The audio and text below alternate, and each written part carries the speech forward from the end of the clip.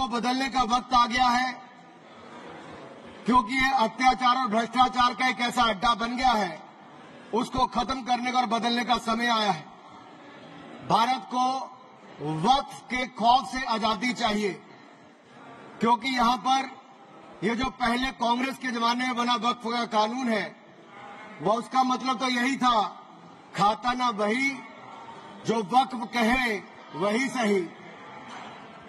यानी कि जहां पे कह दिया वक्फ की जमीन है, वो फिर वक्फ की जमीन हो गई।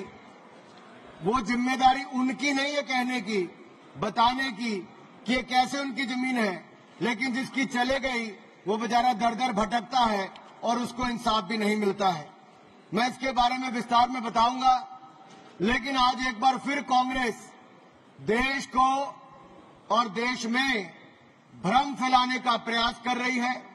एक और तो वो हाथ में एक लाल सी किताब लेकर चलते हैं, जो कहने के लिए संविधान है, लेकिन संविधान नहीं है। अगर संविधान की आप इस कॉपी को देखेंगे तो आपको एहसास होगा कि बाबा साहब अम्बेडकर का सपना था कि एक देश में तो एक ही संविधान रहेगा। आपने एक देश में दो विधान बनाने का काम किया है।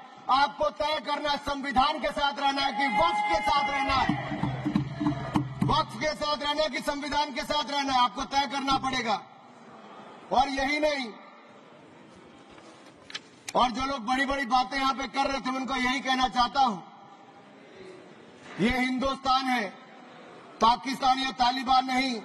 यहां बाबा साहब का संविधान चलेगा, काबिले का फरमान नहीं, मुगलिया फरमान नहीं चलने वाला। यहां पर एक नहीं अनेक ऐसे उदाहरण देखने को मिलेंगे।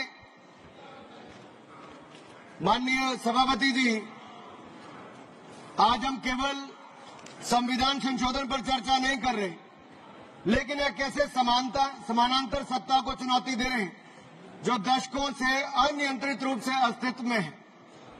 वक्फ संशोधन बिल 2025 केवल कानून में बदलाव नहीं, बल्कि एक संदेश है।